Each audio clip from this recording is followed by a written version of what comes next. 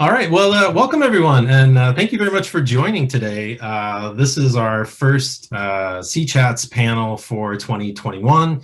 We're really excited with a little bit of a format change this year. Instead of the live Twitter conversations that Mindy and I had last year, we decided to do something quarterly. We're bringing together some of the people that really inspire us and that have helped us think a little bit differently about some of the work that we do.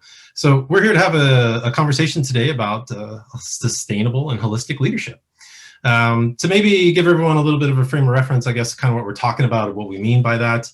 I'd say, today we see the world kind of at a crossroads, climate change, social and political unrest, wealth inequality that's reaching staggering new heights, a pandemic that's been raging for the past year. And really the way that we've thought about leadership in business for decades really hasn't seemed to deliver on the promises of a better world for all of us. And we really believe that today demands leaders that are not only capable of understanding, but also transcending a lot of that volatility, uncertainty, complexity, and ambiguity in the world. So in this discussion, we really want to speak, as I said, with some of the people that inspire us with their own journeys about what makes this a topic of such interest for them and what they're doing in their own corners of the world to try to drive some change. So before we kick off, I thought it'd be great if we all just maybe took a chance to introduce ourselves. And so we've got a very global panel all around the world today. Some of us have gotten up as early as 4 a.m. So let's start in the Netherlands and work our way around to Australia. So Antoinette, if you wouldn't mind, introduce yourself. Yeah, absolutely. Thanks very much, Mindy and Jeff. Hey, so I'm Antoinette Brax. I've, in the last 3 years, transitioned my career from New Zealand and Australia, where I grew up, to Europe in the Netherlands now. I've also transposed from being a master coach to leading a global community of amazing stage shift coaches, including Mindy and Jeff, and to try and bring an eco-centric community together so that we can collaborate on leading enterprise evolution. So bringing both the vertical, holistic, sustainable shift about for the most senior leaders through the organization, as well as an entire enterprise upshift.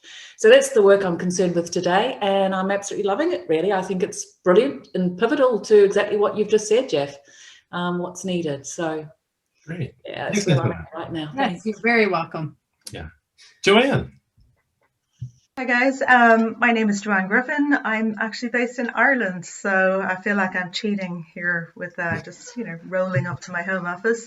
But so my background is I spent a long time in finance. I don't define myself as a finance person, strangely enough, although I spent my whole career in finance. And then in 2019, I got a bug to try and explore what is it about people that can't adapt. So that gap between intention and action, that inertia that we feel. And really, I'm very fascinated. I'm a big tech advocate, so I'm fascinated by our ability to adapt at pace while technology is evolving at such a fast speed. So I left my job in 2019 to study human adaptability and what we can do about it. And so now I spend my time split between helping technology companies build better technology with humans in mind, helping humans become more adaptable, and co-leading a community of business leaders along with Mindy and Ireland Yes. together. And thank you, and you're very welcome, and thank you so much. Yes, I should disclose that Joanne and I are both co-founders of Ireland Together, so we do work closely together. But I've never met. Have never met.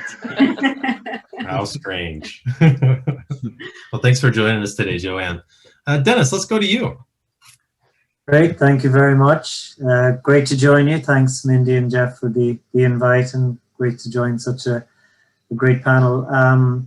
Yeah, look, I met someone last year. They described my career as non-linear, so I'll give you the short version. I started out in public relations, so that was my original profession.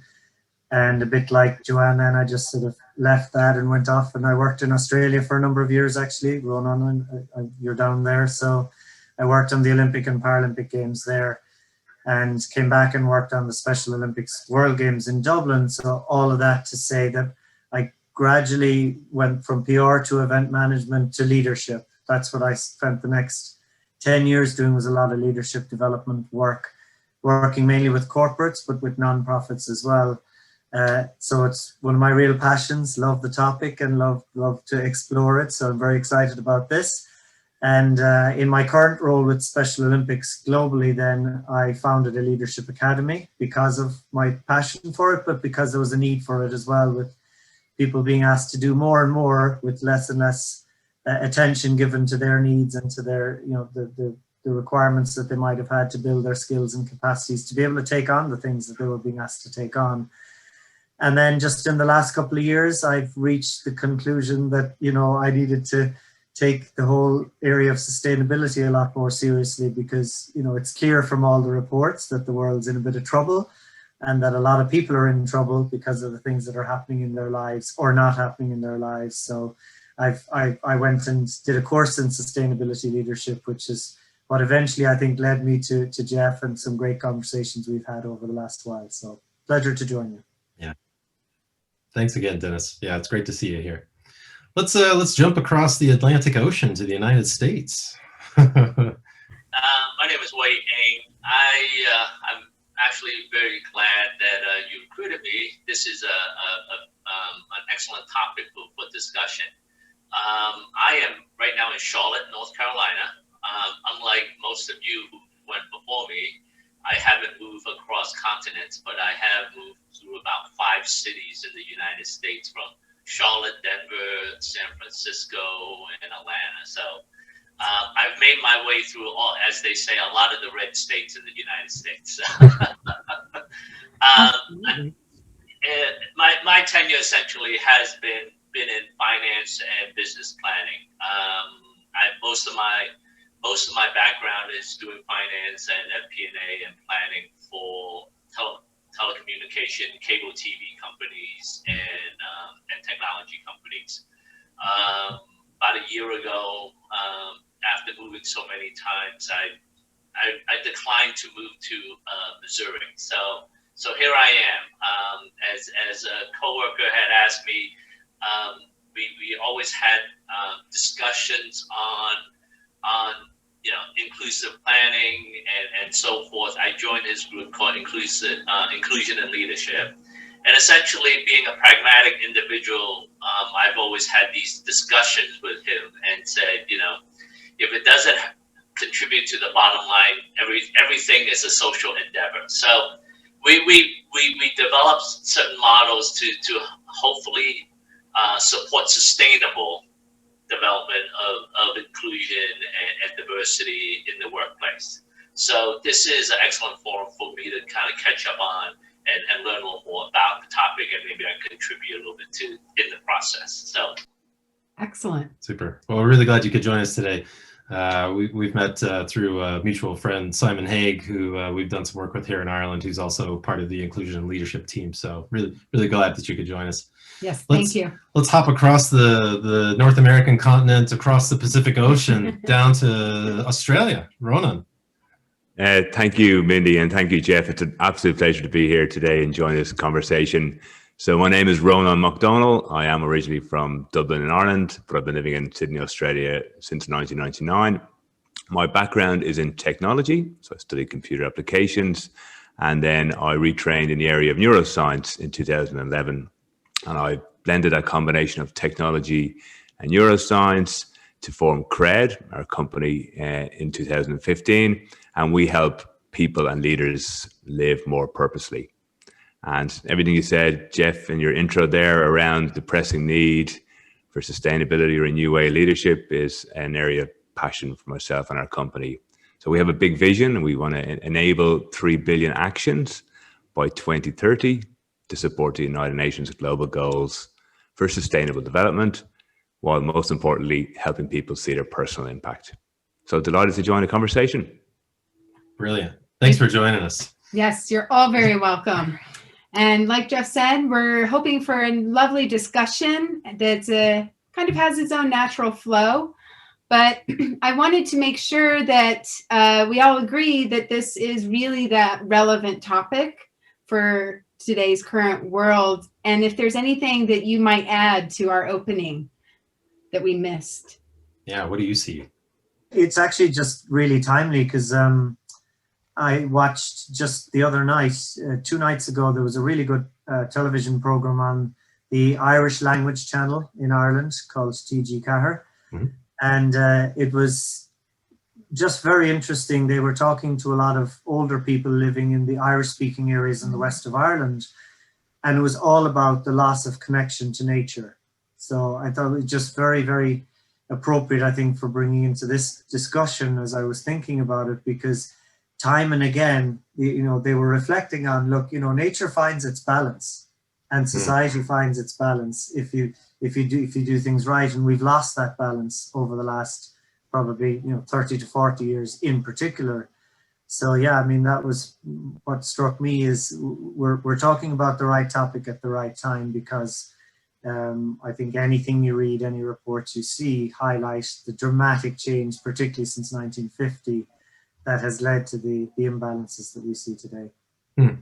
That's a great point, Dennis. I might ask the question. I'm sure we've all, we all share a common interest in this, but it manifests itself differently in terms of the work that we do. What do some of you see as maybe the big drivers behind what Dennis has just described? How do you think we've kind of gotten here today?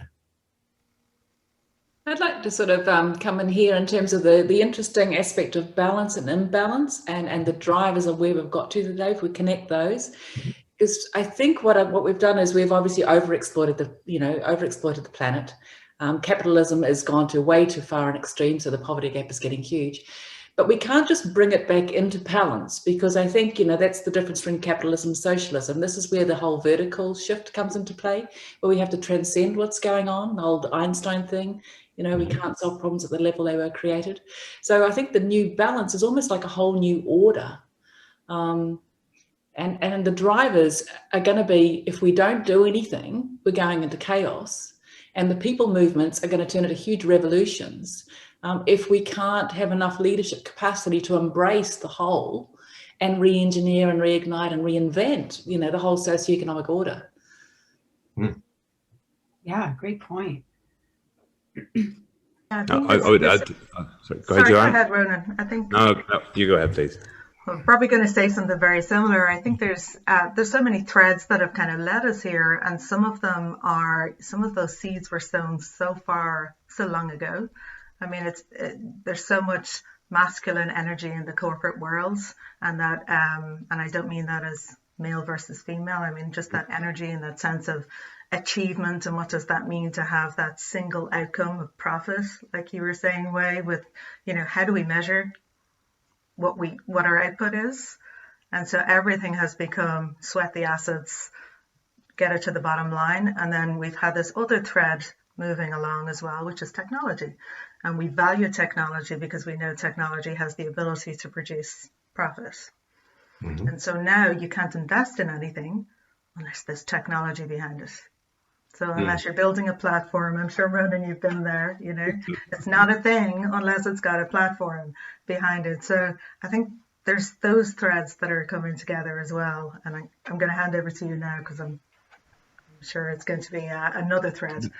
No, I was going to talk about the same thing, Joanne, around that. I think what we traditionally viewed as success has been reevaluated, and I think that's a great point to start. If we reimagine what actually success looks like for an organization, I think that's a starting point into the conversation. I feel around, we valued profit, or we valued that above everything else, and I think and Antoinette talked about the capitalist driver being the only definition of success, and if that's the driver, well then.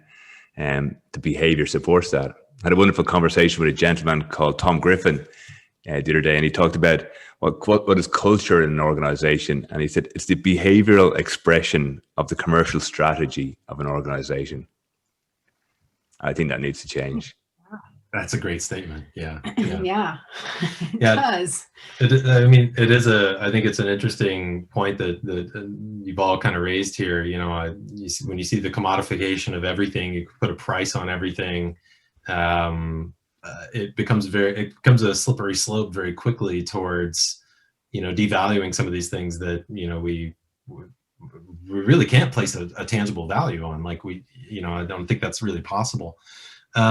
I was sort of struck as well by the fact that, you know, we've all, as you all opened up and shared a little bit about kind of where you're at now, there seems to be an element for all of us of like going through a bit of this journey and kind of exploring some of this and maybe reaching a point of like revelation or something. I'm curious, like, would any of you love to share a little bit about maybe how this led you to where you're at today in a little bit more detail? Like, how did you cop on to the fact that this way of like thinking about how we operate really is not serving us well? I don't know if I've always had this. I mean, this thought of sustainability and holistic type of leadership. I think part of it is the culture in the organization you put it, you work in, and a lot of it, at least in the United States, is extremely profit driven, extremely margins, extreme on productivity. I think in the last year, if nothing else, it has brought to light that, you know, there's only so much money you can make. I mean, just in the last year, they were saying the top 1% made as much money as the government gave back in terms of $1.9 trillion just in a year. So I think the point now is we're sitting at kind of a balance point where, you know, the lower 10, 15% literally is, you know, on food lines, and the top 15 are going on mega cruises, you know, but I think there is also from that top tier in the corporation world that, you know, they have to do more than just make profits, and that's where the so-called holistic challenge and you know, at some point, you know, you keep on taking from the bottom, you have no customers and you have no employees, you could be only so efficient. So I think from my perspective, the change is how do I personally affect that change in terms of implementing certain things that look past, you know, the four goals that I've always done in my world, you know, give me higher margins, give me more customers, and so forth. So I think now it's like, where do you get your customers, and is your pricing right, and is the pricing and the product, you know, for all or just for select few? So I think that's where at this point it's the right time for me to take a look at it and kind of revert the side or expand the way they look at management and employees and so forth. Yeah. And from my perspective, I think there's, you know, I've worked in the corporate world for most of my life, and how that shows up, it gives you an enormous amount of opportunity to achieve whatever you want. You're surrounded by resources. And I joined a company that I really was, you know, very aligned with my personal values. But then you have this underlying culture that is the real culture, Ronan, like you were saying, the behavioral, the culture is kind of what manifests from the collective behaviors in the organization. And those behaviors still are driven by the performance obligations, which are going to be revenue or outcomes or promotions or whatever that, you know, that entire system is built on. And so it just became very apparent to me that wasn't, it felt just very inorganic for me. It just didn't align with me anymore. And I would have always been somebody who said I was a capitalist hippie. I believe that we can all get along while we're making money. But it became less important to me after a while. And I just thought, you know, people were very close to burning out. A lot of them don't see it. They can't see it coming. So in 2017, I took a short sabbatical from work, about 12 weeks off, because I was missing my creativity. I just could notice it was just not there. You know, I'd come home and I had just had nothing to give in terms of simple things, gardening, you know, doing stuff with the house. And I thought, God, I don't like, creativity is important to me. It's you know, part of my identity and I need to protect it. And that was my first sign that, oh, well, if it's gone, we need to go and recharge. And as I was explaining to people I was going to take this sabbatical, the answer I kept getting back was, oh, wow, isn't that amazing that you can see that you're burning out? And I was like, wow, if that's everybody else's response, then we potentially have an epidemic, because you can't recognize when you're running low on energy. It's like continuing to drive your car with, with the warning light flashing and going, it'll be fine. You don't run your car on low petrol. You don't run it with, the pressure wrong in the tires, but we continue to do it in our personal lives. So, yeah, I think that was one of the realizations that's led me to kind of go, something's not right here. Yeah, that resonates a lot with me, Joanne. I mean, obviously I spent a really long time with Amazon, and I took a 3-month sabbatical, and it was kind of one of those same sort of things. I think kind of like Wei described it was something that was there probably with me for a long time, but over time it really built up. And as you engage in that corporate kind of endeavor, there's Antoinette said something the other day. I'm probably going to get the quote wrong, Antoinette, but it was something to the extent of organizations are almost like a container that limits how much you can grow as an individual, and it's kind of designed that way. And I began to really see that, feel that myself. And yeah, it was, not having the time for myself, not being present with my partner, realizing that while I'm making a lot of money, I'm spending most of it to make myself feel better about the fact that I'm miserable. It was kind of like, this doesn't add up. But I suppose one of the things that I find kind of fascinating about this is that when you talk to a lot of people, they maybe kind of get it to some extent. Like, oh yeah, we should take better care of ourselves, of course. But like what Antoinette raised earlier was like, capitalism as a system really doesn't work for us. How do we transcend this? How do we kind of, build something better? And like, how do you all approach conversations when you encounter people who maybe have a more traditional or a different sort of leadership belief or philosophy? Because some people might interpret what we're saying as quite radical and revolutionary in a sense. Happy to jump in there.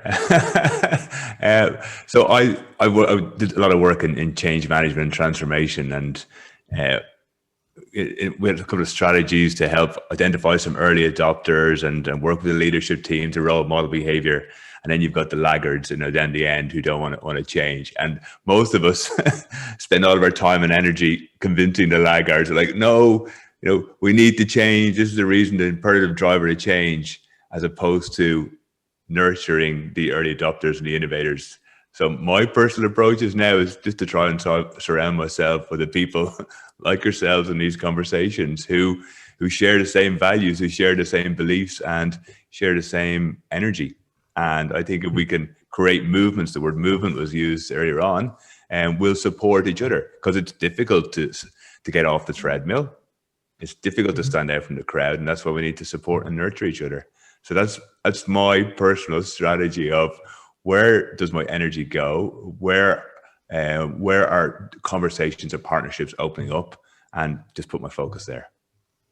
Yeah, I think that's really interesting. I love the fact that when you find that sense of resistance, or where you're, that there's somebody with an opposing view or somebody who sees the world differently, I just get really, really curious. Like, that really just grasps me completely. And I'm like, I need to understand that, because that's my blind spot, that I can't quite see the world through your eyes. So just explain to me the perspective. But it doesn't mean that, I say it as combat or conflict, or, it's just somebody else's different perspective. It's seeing life through their lens. And then you might be able to find some common ground. Yeah. Absolutely. Yeah. Yeah, and I think you always can. If a person feels seen, heard, and understood as part of whatever the transformation process is, suddenly they're on board. But then again, I'm not looking for difficult or different people. I'm just looking for where the energy is and to build on that energy. But if you're dealing with a senior executive team, there's always going to be a few people who are not that interested. But if we integrate the healing at the beginning in terms of the listening and the understanding, that just generates a whole new energy, doesn't it? So it's probably taking our feet off the accelerator as well, and just stepping back and saying, okay, let's look at the vehicle that's in motion right now. and get to understand it and all its systemic bias. And I've experienced so much systemic bias, I feel, and I think every single person suffered in some way. So to just listen to them and hear them, and genuinely at a deep level, it just changes the whole opportunity. And then I think it's the whole thing, where are we going to? Where are we destined to arrive at? What is our current opportunity from an intrinsic resonant perspective? So again, we're not driving, but we're emerging. I think that does enable people to join, to come on board. Yeah, I love that, Antoinette. I often talk about this concept with people, mostly kind of in the context, I suppose, of politics and racial relations, being from the United States and having a background in that sort of field myself, that it's kind of about building a bigger tent. How do you bring people into it as opposed to having people excluded kind of on the outside? Because that, I think as you say, like, you don't want to drive people away. That's not the objective here. How do you bring them into what you're doing? So absolutely. And I employ that, making sure people are seen, heard, and understood, and leading with curiosity to help to find that common ground, as you said, Joanne. And it's just so powerful. Antoinette, you said it, when you actually do find it, they're much more open to hearing my point of view or going along with me in the actions I want to take. So it is so powerful, those two kind of ideals. And then I also agree with Ronan, just ignore the laggards. they're so invested in their own point of view that they're only just don't want to change their minds. So yeah. Go ahead, Dennis. Yeah, just to quickly maybe jump in on that as well, because there's actually good evidence for ignoring the laggards as well. There was a good study done a couple of years ago of various movements, back to the word you mentioned, Jeff, and Special Olympics, who I'm working with, often described itself as a movement. It's the word we'd use most often. And what they showed in the research was that actually, if you reach 25 to 30% of people, changing a mindset or changing a behavior, that's actually pretty much the tipping point. That, they looked at a lot of social unrest and social justice movements over a period of time. So, they showed, excuse me, that you don't have to bring everyone along with you to begin with. You just reach a point where the majority realizes that something is better than the way it has been. And I think that's when you start to see the systemic change that Antoinette's been referring to, where people, I suppose, reframe or remodel things in their minds and in their behavior compared to where they have been up to that point. And everything you said, all of you up to now, is more or less exactly what I'd written here. I wrote a couple of notes and it was like, listen to understand, not listen to respond, all those pieces that I truly do believe are really, really important. Like Wei, I've spent a lot of my last few years working on the idea of inclusive leadership and how you shift environments and shift cultures. And I do think that's at the root of it. I think if you truly engage authentically to hear where people are, and not just bring your own perspective, then you've got yourself a fighting chance of finding a way forward. Mm-hmm. And to build on what Dennis just said, I think one of the approaches I've always tried to instill on the people that work for me is you need to you need to take a more pragmatic approach, because everybody wants to hire a team of the most innovative, bright, brilliant people. It is hard as heck to manage all of them, right? Because they go in all different directions. And anybody that's worked in a corporation will say, at the end of the day, everybody's going to average out a 2.5 out of a 5, right? So you can't give everybody a high rating. So if you can get the 30% in the right direction, and you can figure out how to promote the other ones out of your organization, then you have a more sustainable opportunity to maintain your trajectory. I think it's I think conceptually we all try to look at it as creating the most optimal team of creative individuals. But if you have a team of all scientists, then the engineers will sit on the side with nothing to do. So anyway. And that's where what we do is to try to get to a place of growth where the whole team could move at the correct pace, so to speak.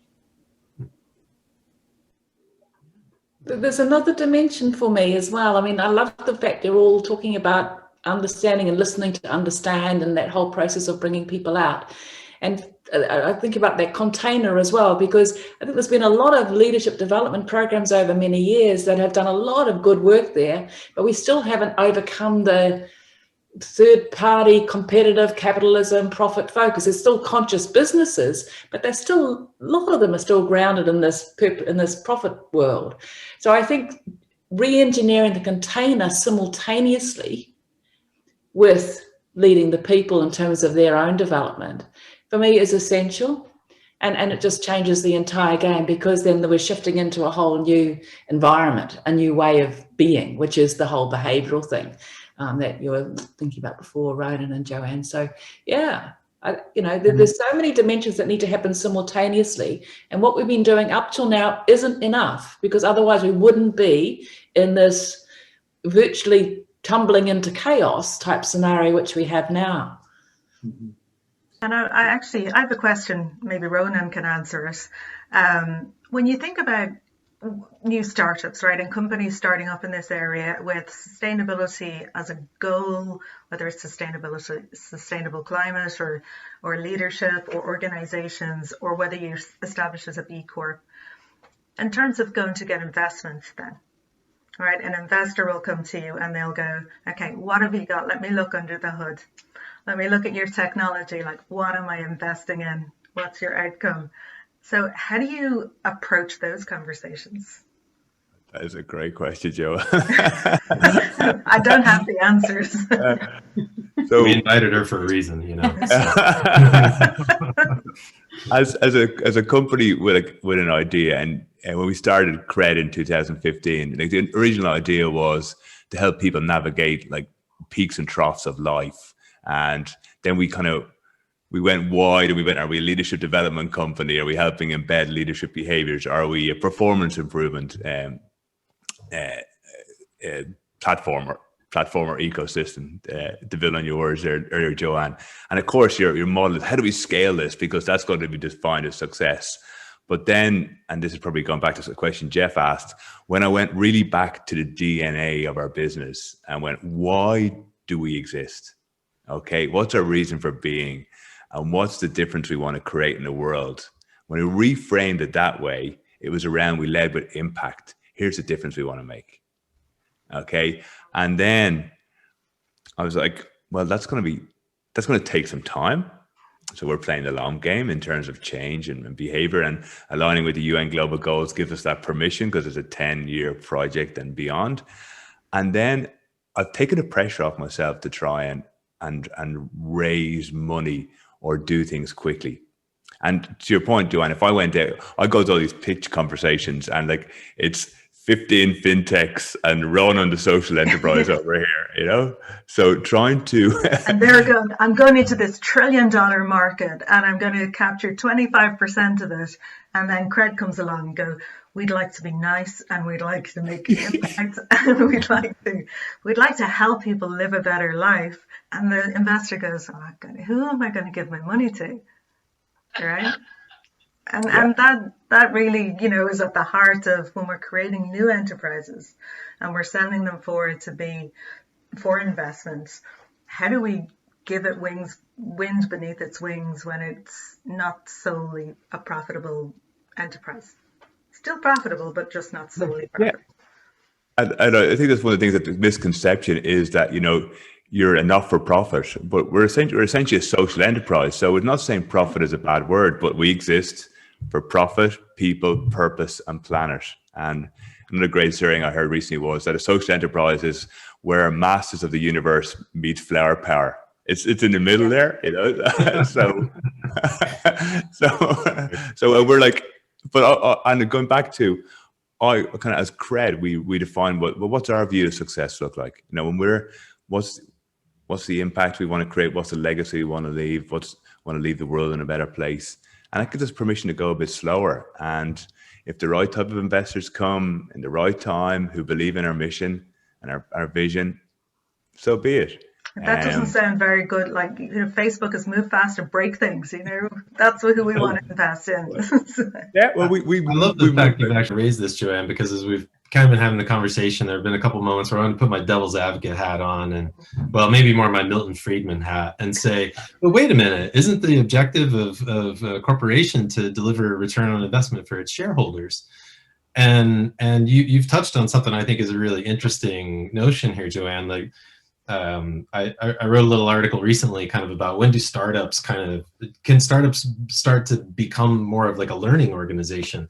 But there is this weird sort of paradigm there that, like, we've kind of adopted this view of success and what being a cool startup is. You get big really fast, you grab a whole bunch of market share, you have a big exit, and kind of what happens after that is like whatever. And it's very much driven by the dynamic and that structure of venture capitalism. And, when I was talking to somebody else earlier today that was like, you got to be really careful who you get your money from, because essentially they're not part of the enterprise other than the capital that they've put into it. All the people who are inside of it, who are giving their blood, sweat, tears, and energy towards whatever it is, they may be there for different reasons, but you kind of have someone on the outside that's almost like pulling the marionette strings in some situations. I suppose I'm curious, like,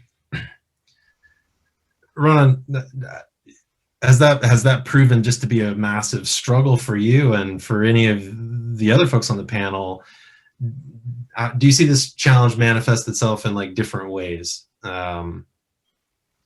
Yeah. So on a personal level, it has been difficult. I'll be very honest with you. It's not an easy road to choose.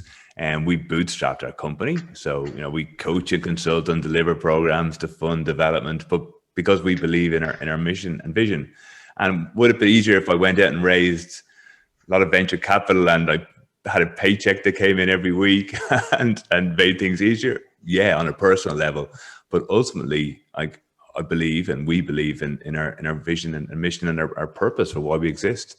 And if the right types of partners emerge, and they are, that's what we're seeing. So when we led with purpose in the last couple of years, here's why we exist, here's the difference we're trying to create, it's brought different conversations. And then someone says, oh, you must speak to this person in this part of the world, and then the doors open. So as opposed to, I'm Ronan, I built an app, it does these things, it's got these features and delivers these benefits, like, and we're going to have 1 million downloads next month. So I think it's, but I think I've kind of given us permission to jump off the treadmill and choose a different route. And, it's interesting, as a large corporate who's trying to turn their way towards sustainability, what do? They buy their impact, right? So they're like, okay, well, I will, I'll put in the recycling bins and I'll get recycled coffee cups and I'll do all that kind of, observable stuff. But other than that, then I'll go and buy a share in something that's, or they'll invest in, an impact investment because it offsets rather than corrects. So they're still like on that train where they're, chasing the profit and then balancing the good and evil by, buying back some carbon credits or whatever. And, I think when we start in putting a value on the unintended consequences of technology, I think then we might start to get slightly closer to the truth in terms of, if you were to say value Facebook, and I don't want to call them out, I have a lot of great friends who work in Facebook, or, any of those kind of platforms, or even Netflix that we get hooked on, and start putting a value on the unintended consequences in society for those kind of companies, then we get closer to a proper balance. But I don't know if that'll ever happen. I think if you look at investors, I think there are funds that are now in place that place on socially responsible businesses. I believe, what is it?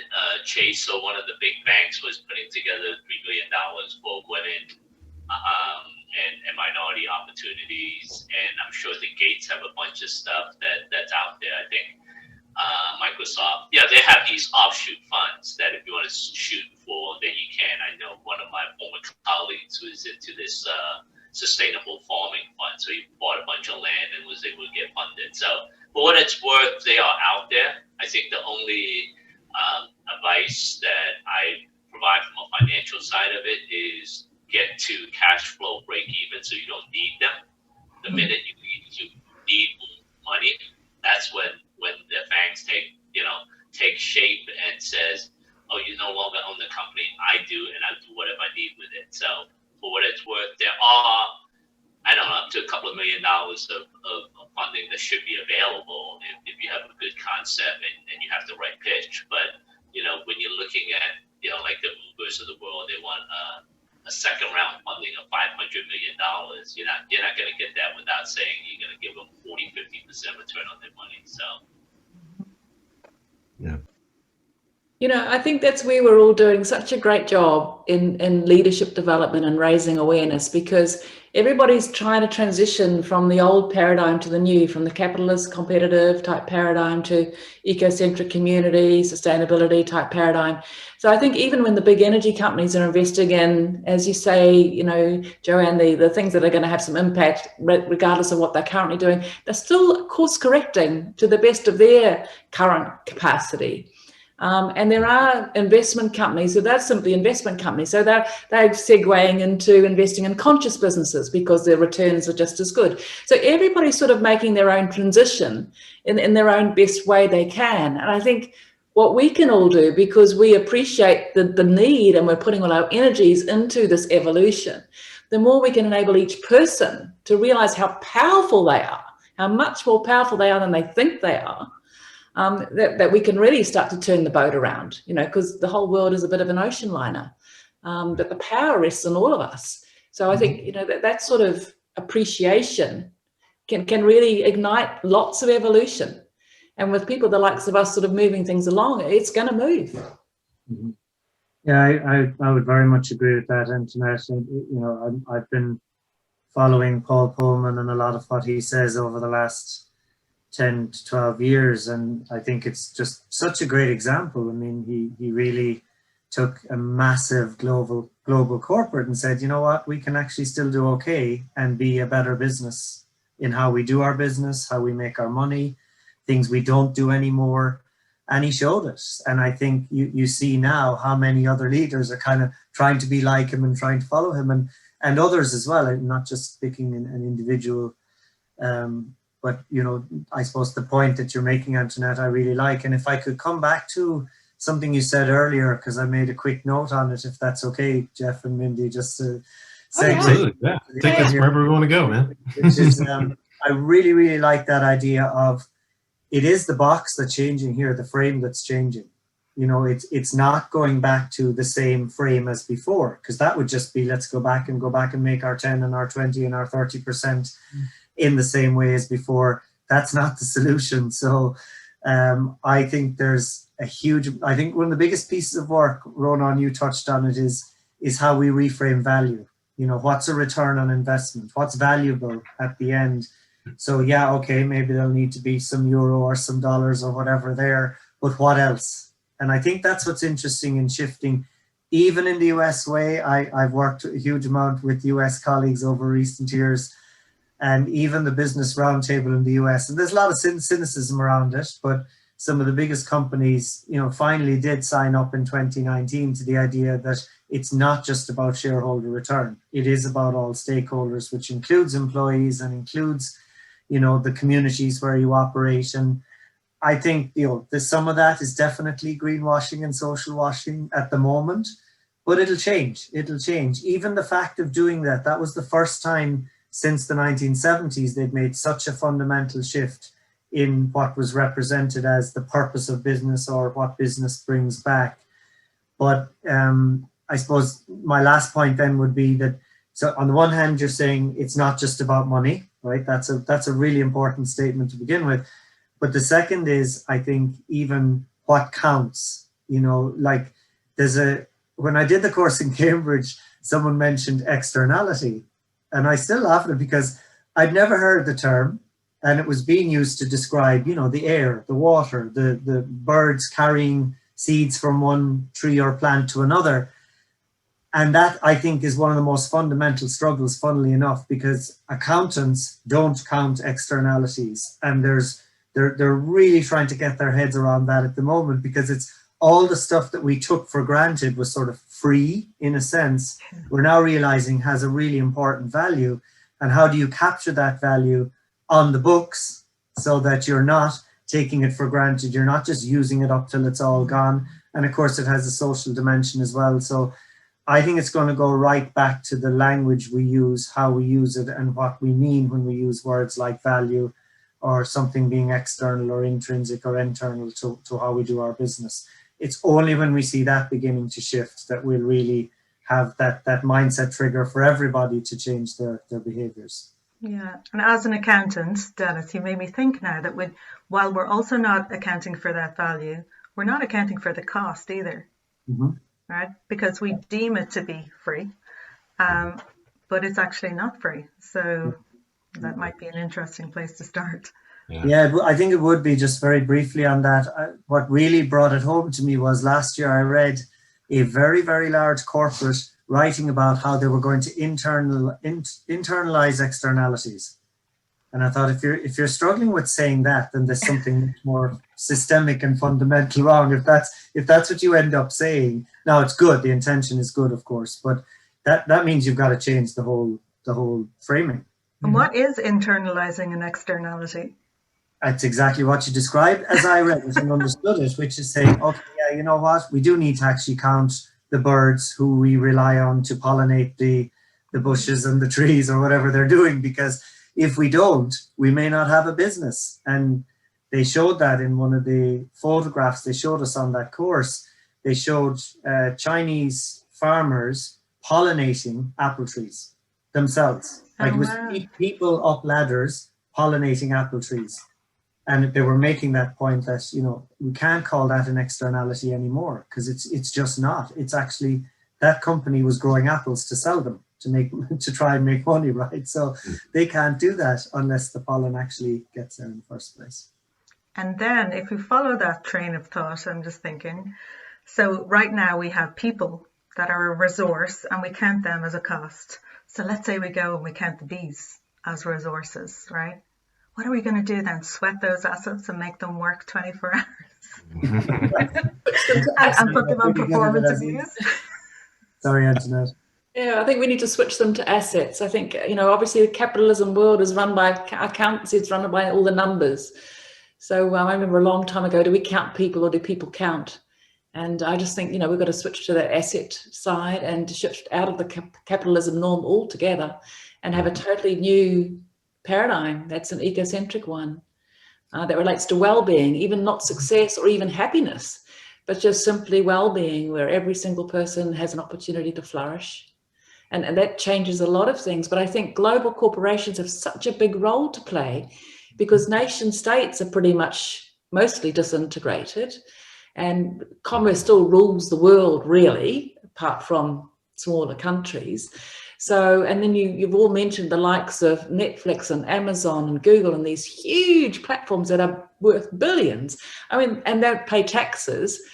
Somehow or other, they're going to have to be the core of the future, because they simply are, you know. So, yeah, I don't know how it's all going to work out, but we certainly need more synergistic, what I call synergistic leaders, people who embrace the lot and can re-engineer the whole to enable us to see a different way of being.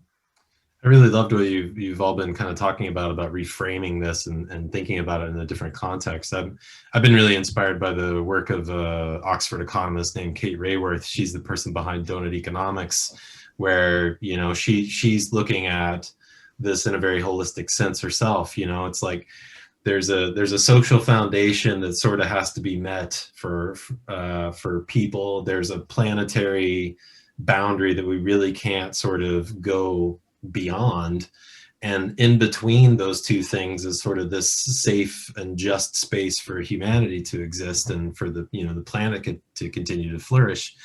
I find that a really intriguing notion, because the way that we think about things that we've all just talked about here recently, success, happiness, a lot of these things are defined by measures of wealth or GDP. And I certainly get the impression from Joanne's story and from my own that we both maybe got to a point where it was like, actually, maybe the wealth that's coming out of this isn't really generating the happiness that is kind of promised for me. And I often think myself of like the better measure of a society isn't how well the people at the top are, but how well the people at the bottom are sort of looked after.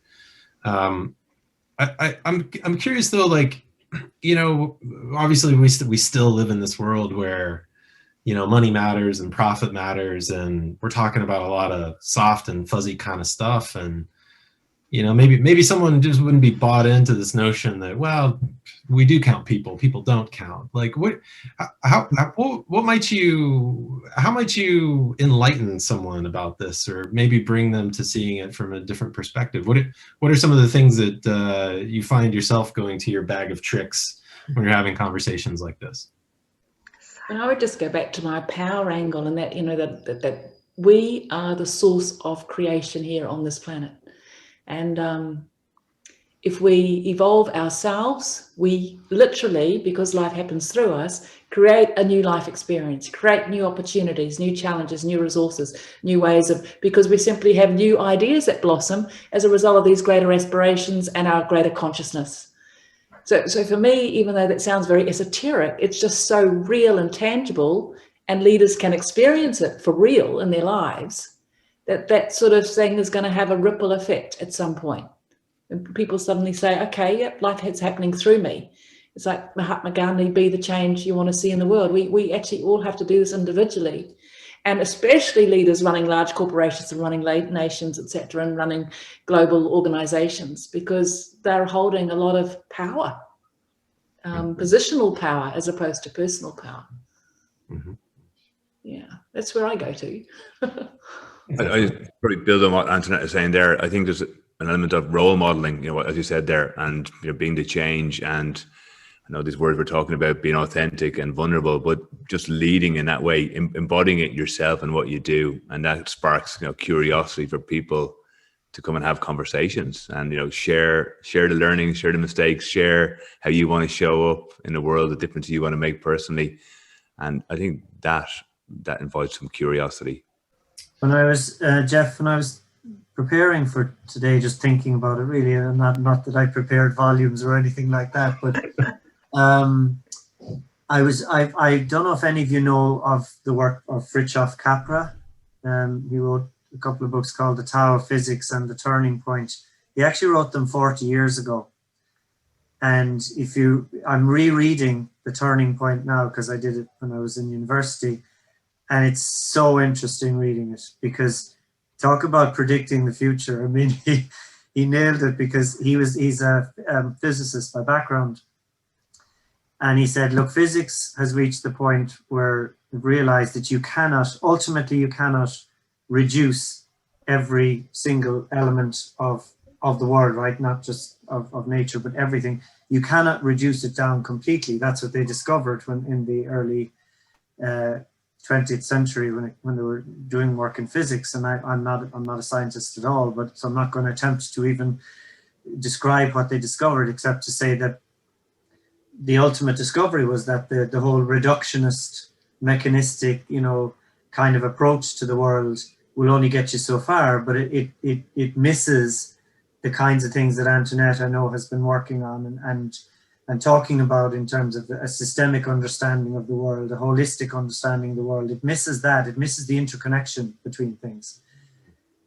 So I actually think, yes, totally agree that we can all do our piece and play our role, but I do think part of what we need to push for is a change in our education systems to talk about that. Because, let's be honest here, it is seen as wishy-washy. It's like the classic, my children are into their teens now, it's the classic parental reaction, are you going to go and do arts, or are you going to go and do science and get a job, or are you going to do accounting and get a job? It's that moment where you have to decide as a person and say, no, I'm totally good with you doing arts because that's going to bring out the best in you if that's what you really want to do. But being comfortable with that, because that is a whole different way of looking at the world not being possible to reduce down and count everything, and the only value in things is money. But I actually think that goes right back to, we call it national school, let's say primary school, elementary school level, where you're teaching children to see the world as interconnected, rather than to see it that you can break everything down and count everything, because ultimately that leads to the kind of situation we've had over the last number of years. So sorry for speaking for so long, but I'm very passionate about changing that whole way of looking at the world, and I think it starts at a very young age. I think that's a really great point, actually. It's also where my passion lies, is in education. I left education in the States because of back in 1999, because of some of the decisions made and how we were assessing actual learning and experience and growth. And it wasn't in a way that was actually benefiting the students. And I think that there's so much more that needs to be changed around how we educate our youth, as well as how we keep educating our adults. And that there's this idea that we need to continue to flourish and grow, and we don't just stop because we've become 30 or middle-aged or had kids, or now we're grandparents, so we're done evolving. And it is a continuous pattern, and we need to embrace that and allow others to grow as they need to. Yeah, and how we measure it as well, Mindy, you're really making me think now here. If you think of, and Wei, you brought it up earlier, if you think of how we measure academic progress or in school, when do we ever say, well, actually, you know what? Yeah, Dennis isn't great at maths, but he's a good person, or he's inclusive. I've seen him including the other children, the children who are different or less popular, or whatever words you want to use.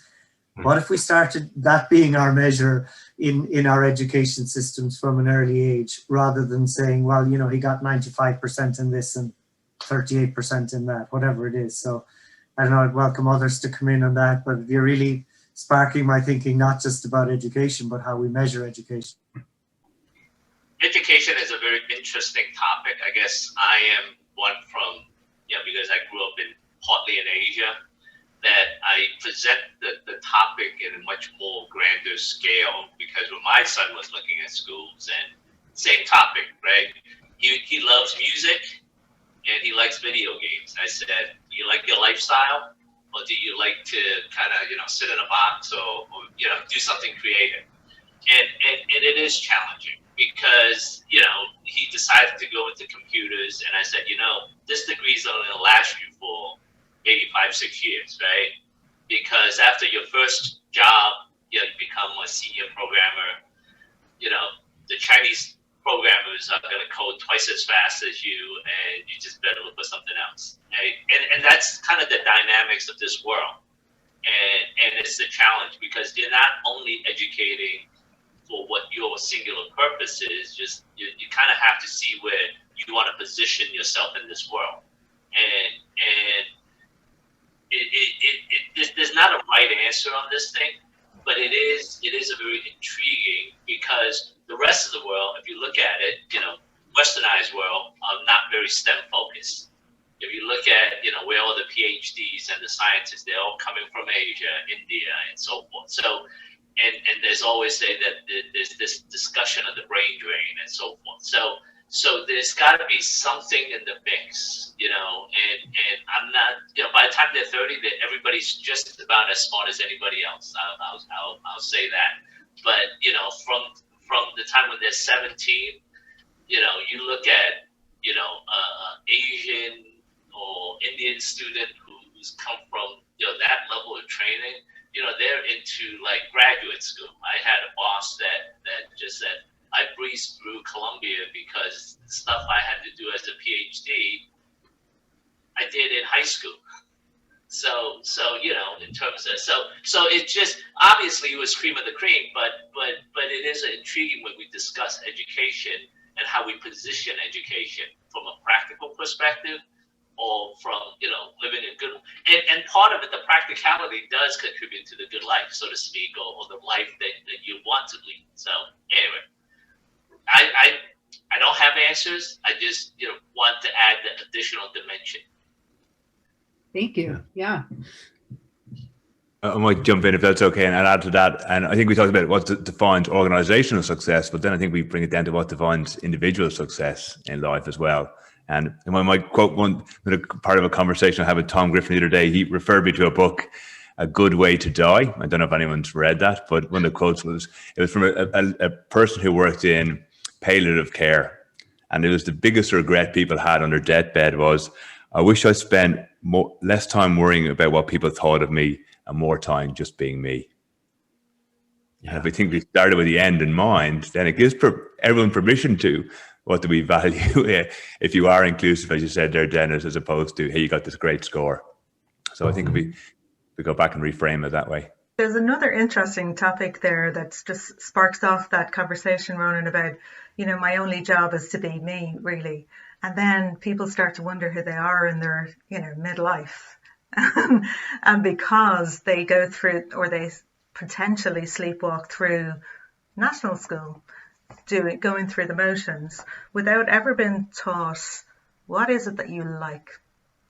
What is it that makes you unique rather than what makes you all the same? Whether it's uniforms and grades and all working at the same pace, doing the same thing every day. So I wonder what the world would look like if we educated our children to kind of value what is unique about them and to understand what feeds their soul and what drains their batteries and really just to understand themselves and their own energies, so that when they do create a life for themselves, they understand what they're looking for, that they don't have just this, like we were talking about again, there's like, I must get a job and I must get money to fund my lifestyle. That's about as much as they come out of school with, right? And to value difference as well, Joanne. Sorry, Antoinette, go ahead. I beg your pardon. So I think that's happening today, right? Because we've got the Me Too movement, we've got the Black Lives Matter movement, we've got all these movements in the world that show us health, education, social systems, justice system, all of it is completely flawed. There's systemic bias, entrenched in those cultures. So it's almost the technology is giving us the transparency that's exposing all this stuff, which is, I think, why we've got this great sense of disorder in the world that the pandemic is now actually giving us a bit of pause for in terms of reflection for thought. So I think it's all starting to come out of the wash, and that's where the leadership capacity to hold this mega wash of pain that people have suffered for their entire lifetimes, because unless you, and I think even the most upright white heterosexual male, look at Jeff, has also suffered in relation to the corporate environment, etc. So we've all been trapped in the system, and the system has come off its rails and literally is disrupting now. Lots of politics, France, yellow jackets, Brexit. This disruption is phenomenal. So for me, if we don't have larger visionary leaders who can hold the whole, we're just going to tip into chaos, and it's going to get a lot worse than it gets better. Yeah. And things like universal basic income, an entire sort of new way of thinking about health. The food chain is completely toxic. The supermarkets are full of plastic. So even every element of our lives are completely coming apart. If we just keep on transposing it, extending it. There's two quick thoughts related to the last 2 points. Actually, Joanne, I think definitely totally agree with you. People valuing their own differences a lot more, and valuing difference in others as well. I'd have to say that, being on this and working with Special Olympics for the last 10 years, we're so quick to use difference in a negative way and to highlight how someone is different and therefore somehow lesser. Talk about how we tolerate difference. Yeah, exactly. Yeah, like the language again is a huge thing, So embracing it rather than tolerating it, and seeking it as well, I think is a really interesting journey to go on. And then Antoinette, the one thing that very quick funny story. I had a job years ago where someone kept blaming the system, and eventually it was one particular incident, and it was to do with a form that had to be filled out. And I said, well, I said, well, I have to say, and I was actually the head of the team at the time, and I said, look, I said, I'm actually the system. And because I designed that form. So if it needs to be improved or changed, no problem. Let's talk about that. And I do think it's incumbent on all of us, because systems are hard to get our heads around. I find them very hard to get my head around and to get all the connections. So I do think it's incumbent on me as a leader, and any of us, hopefully, to try and break it down for people to say, look, when we say systems or we talk about this, here's some examples and here's ideas for how we could try and break it apart a bit, because it's only going to come apart over a very long period of time, hopefully not too long, but, you know, helping people to get under the skin of the system, I think is a big role that we can play.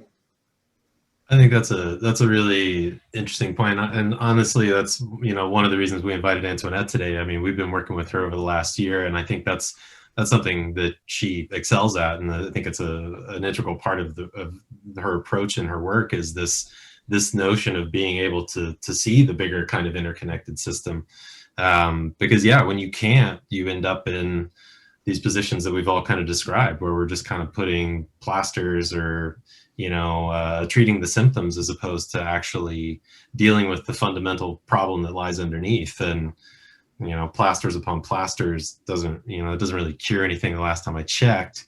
I'm not a doctor, but yeah, it is a difficult thing, I suppose, to wrap people's heads around.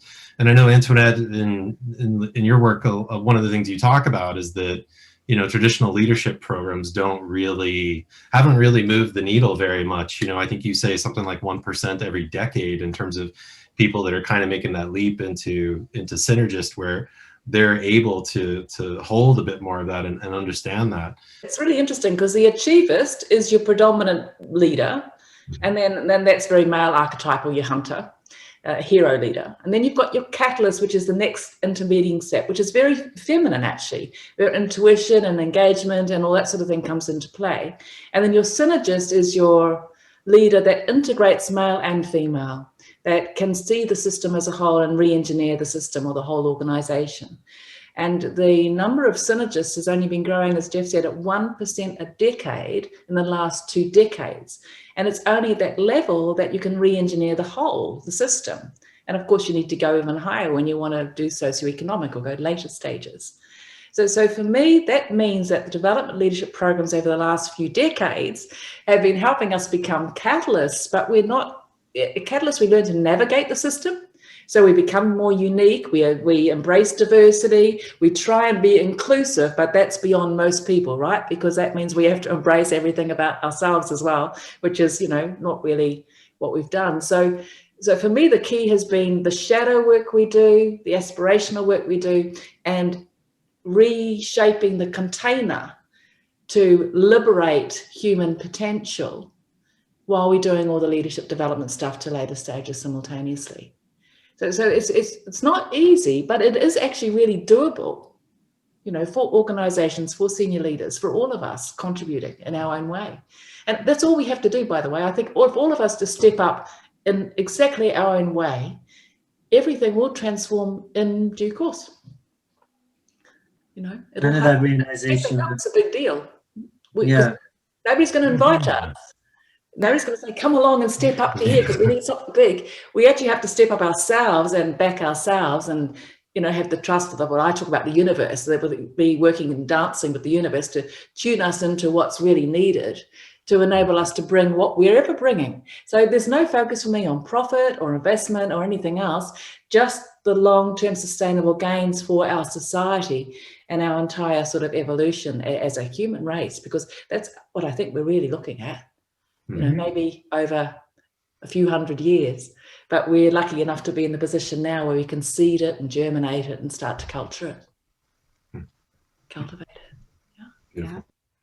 Great. I love that idea of, because I've worked on a lot of those leadership programs, I've delivered them, I've designed them. So I love that idea of, because I did a lot of work actually, Antoinette, in enterprise leadership, and that was the idea of, you know, how you go beyond your own team to work with other teams, but it was all still within the box. So I just love that idea now going way outside of that. And Joanne, you touched on something earlier, which I think maybe is a good example of potentially how that works. I don't know. I'd welcome any feedback on this, but it's almost like that shift from doing things in the community, which a lot of corporates do now and have good intention behind it, but it's often still that plaster on top of a plaster.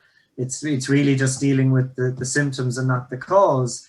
And I am kind of optimistic, I suppose, when I see more and more corporates now talking about social impact and social investment rather than community relations or the day out with the t-shirt type stuff.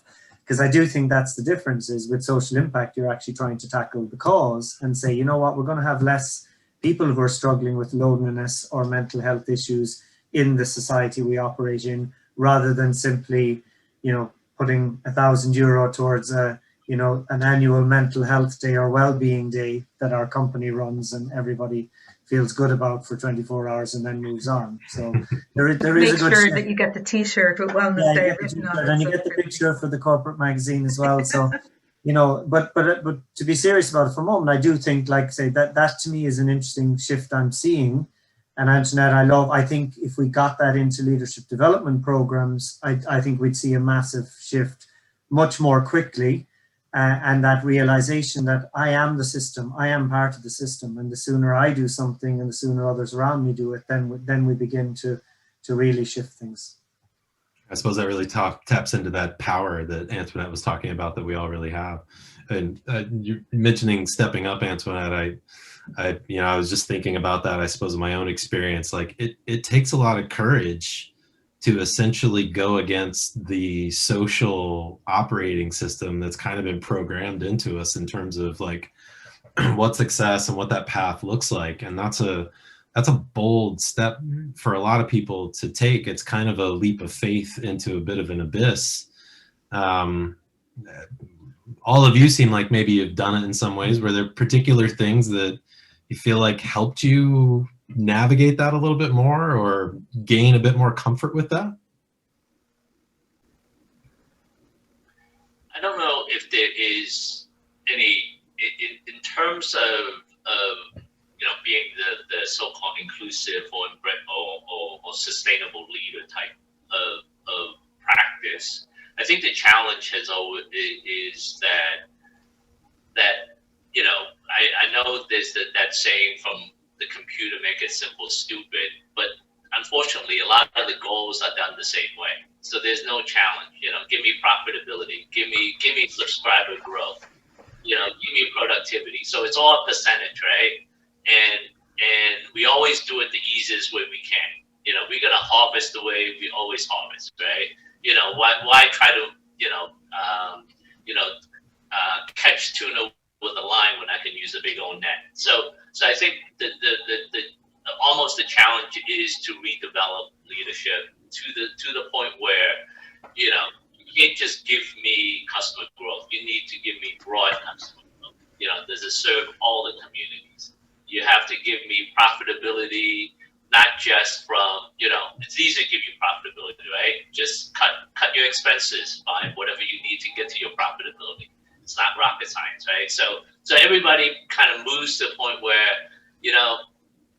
there's a lot of managers that don't live to work; they work to live. So that's an easy way in copping out. So in terms of that, you almost have to expand goals, challenges to where it forces them to do the right thing. So for example, in marketing, you say you need to get market share across the community.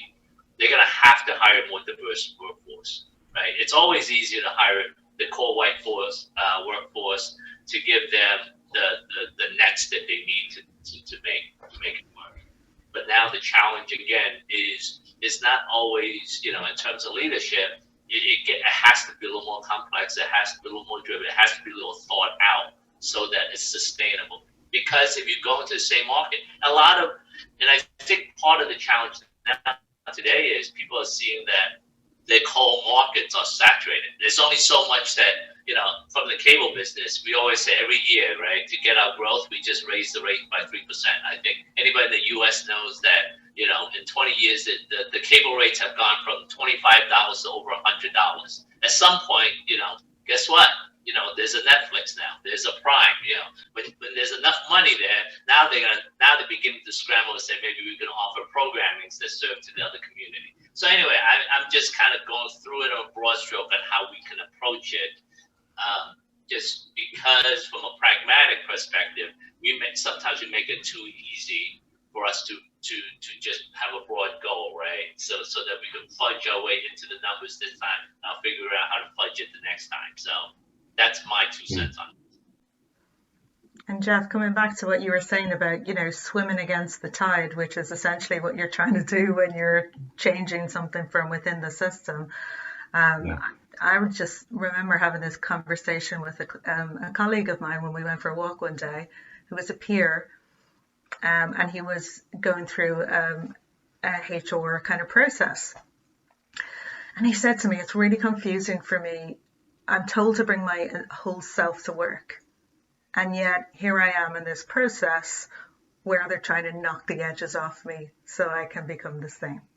And, that was probably about 5 years ago. And I'm sure that person won't remember saying it, but it was really impactful for me. I thought, wow, that's a really interesting point. We, hire people and we say, bring your full color to work. Everything we want to leverage that beautiful diversity and that, we want you to feel like you belong. But if you could just change yourself a little bit, and if you could just mold yourself a little bit into our culture, because you're not a cultural fit, or if you could just behave the way we expect you to behave, or if you could just perform the way we want you to perform and chip away at the edges around you, it is almost quite polar opposite. It's quite binary, really, to say one thing and do the other. And I think there's going to be a bit of friction in that before we see any progress. You just found something really interesting there, just this notion of because obviously diversity is such a big topic in the world today as well. But to me, it's the inclusion part of it that's really more important. It's when you bring these people into the organization, kind of building on a little bit of what Antoinette talked about earlier, are you really going to unleash kind of the potential that's latent within them, or are you just going to keep them in their little box as you just kind of described there? And that's, in some ways, I wonder if that's, something that maybe a lot of organizations haven't really come to grips with in terms of how they think about D&I. They're very good on the D part, they're less good on the I part, maybe. I might argue against that, but yeah. I think that it's really easy when you have call centers and distribution centers that are where all your diversity lies. There's no inclusion, and to really have true diversity, you have to have inclusion first, and that's at all levels throughout organizations, and that's where you get the diversity of experience and thought and perspective. So I would argue that many of these large corporations we're talking about, kind of put their diversity into the lowest paying ranks of their organizations, where it's the largest group of employees that they have. That might be a different topic. I could certainly talk a bit about that. Yeah, it's really interesting, because if you think about what Antoinette was just saying earlier on about, the feminine and the male archetype at play, that if you were to just ignore the diversity and just promote the inclusion, because it's not really about gender diversity, is it? It's about that synergist, it's about balance. If you were to just genuinely focus on inclusion rather than diversity, or rather than leading with diversity, I think is what you were saying. I wonder, would that kind of have more of an impact? For me, it seems to be there's stages here, because at the moment we're still talking about diversity, which is physical, male, female, straight, bisexual, whatever. And there are still huge issues just on those physical dimensions, because, men still rule the world. Most people need to be straight to keep their jobs, that sort of thing. you need to be white rather than black, or the token black in a really senior role to cover the bases or cover the metrics. So we're still playing with the game on the physical dimension, and yet it's our inner diversity that actually enables us to understand each other as human beings and enables us to become whole when we start to realize things like transference and psychodynamics and that sort of thing, to really understand our shadow and who we're becoming and who we're able to become, you know, because we're in a masterpiece in progress type thing as we evolve vertically through consciousness. So we're still a long way off what I would consider inner diversity and therefore full inclusion, because if we don't include others, we can't become whole ourselves. You know, if we don't really understand others and realize what they're teaching us in every single conversation, we're not learning as a human being and evolving. So it's a different, and I realize that this is not a typical conversation in the workplace, which is where, you know, we're coming from there, Jeff, in terms of organizations are still struggling with how to work with this. Because we're coming from a parental angle, I think, largely, of still controlling and ensuring that people are doing things right, rather than trusting that if we liberate them, they will do everything possible to realize their potential and realize, you know, wonderful aspirations that they're fully aligned with. So I think we need to, you know, this is again taking the lid off, but to enable people to come into their full selves, we need to start to speak to who they fully could become. Yeah. So yeah, it's a really interesting topic, because I'm a woman and men still run the world, and I've been very frustrated over many years with that situation.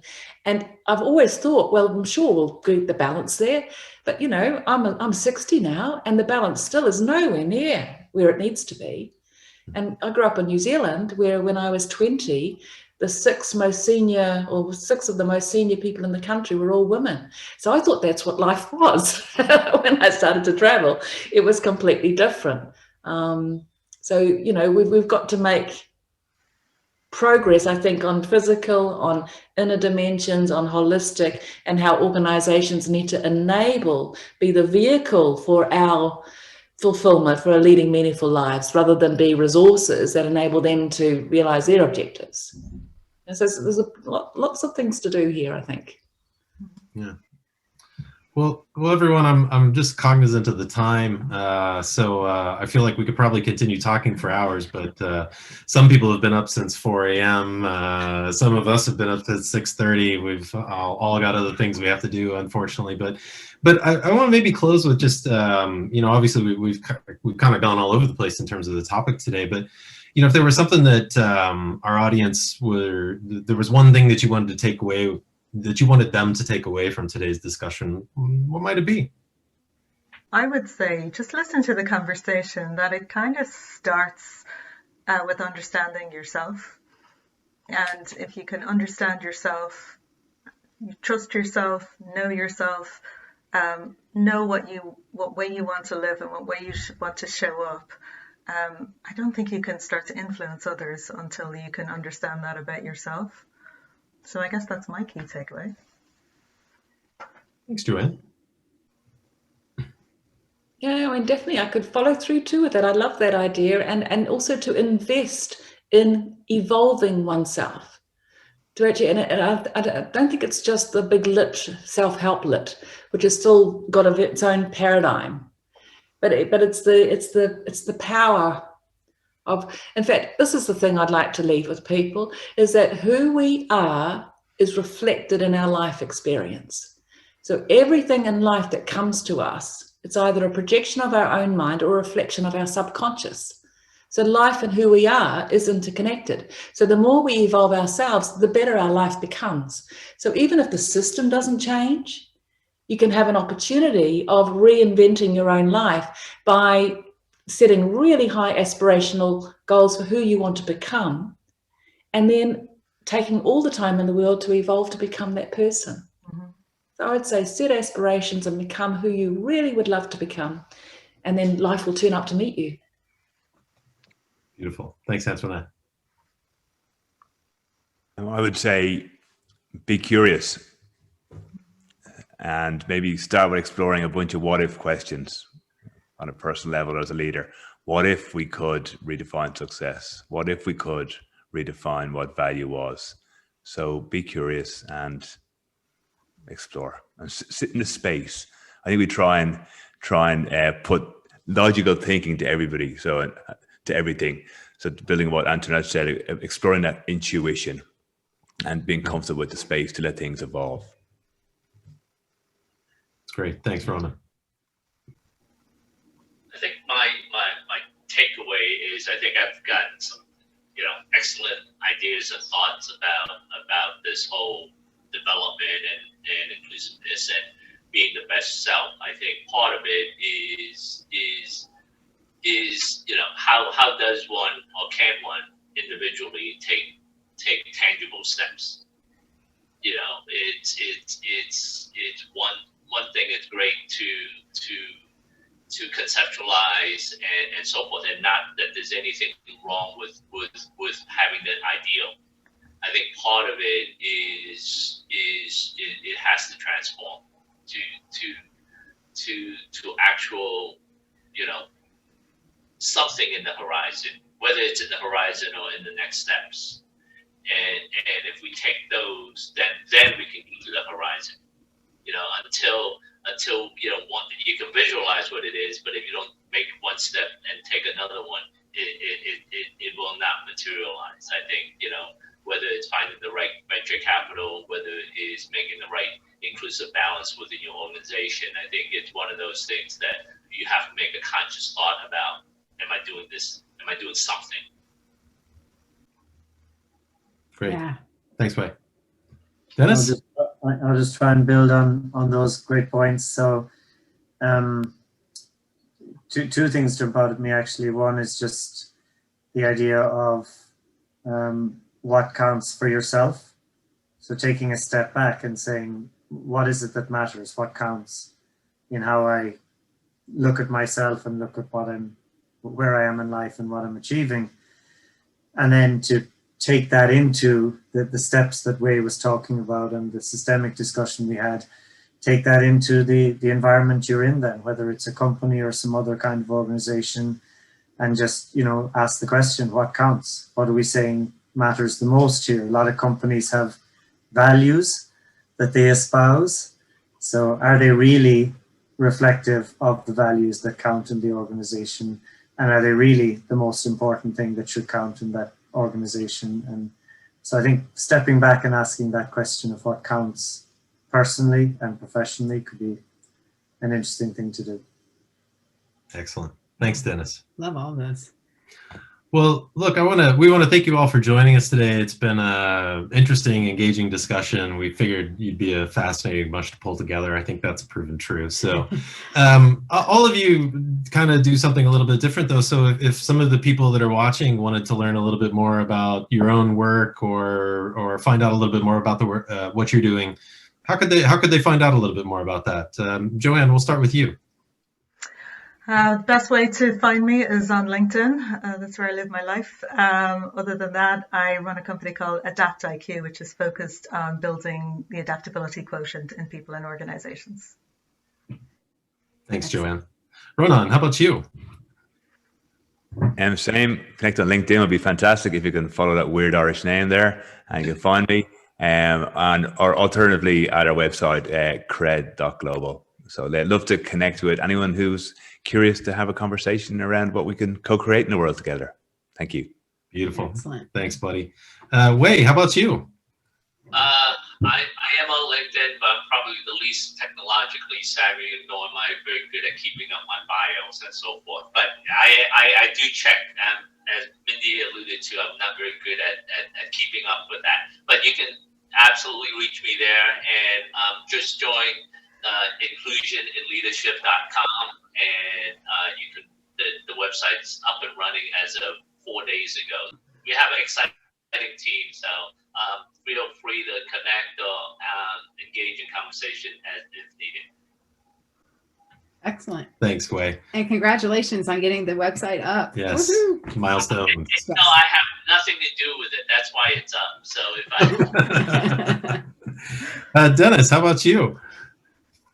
Yeah, this is beginning to sound like an ad for LinkedIn. I'm afraid I'm a LinkedIn user as well. That's the easiest place to reach me and to keep in touch. And I do every now and then, as you know, Jeff, put articles up there with different ideas or thoughts. Not saying they're good, bad, indifferent, right or wrong, but always welcome to thoughts and responses to those. So yeah, that's where I can be found. So thank you again for the opportunity. And Ronan, your name is not weird at all. It's just different. Brilliant. Thanks, Dennis. And certainly last but not least, Antoinette, how could folks find out a little bit more about you? Thanks, Jeff. I think LinkedIn too. I love LinkedIn, to be honest. I think it's a great platform and I'm enjoying it. So please have a look at me there. If you're a coach or an executive or leading an organization, I'd love to have a conversation. And if you're interested in vertical development, we're actually launching a new vertical leadership profile right now. So if you go to LinkedIn or direct to the website, www.stageshift.coach, you can actually find out where you are on the vertical leadership spectrum. So if you'd like to give that a go, please go ahead, and I would love to connect with you. And to Jeff and Mindy, thanks for setting up such an awesome session, bringing us together. It's been wonderful to have this sort of conversation. Well, thank you, everyone. I absolutely love the conversation and discussion that we've had. Can't believe an hour and a half has already gone by, because we could talk for another hour and a half, I'm sure. So we'd love to continue this. Maybe a conversation on LinkedIn between us might be a good place to start and improve way both you and I can improve our LinkedIn capabilities in that way. Absolutely. Well, thank you all again for joining us today. It was a real pleasure. We'll wish all of you a wonderful rest of your day or end of your day or start of it, wherever you might be in the world. And thanks again for joining us. Yes. Thank you. so much. Lovely to meet you all. Thanks, everyone. Take care. Good to meet you. Thank you. Bye. Bye, everybody. Right.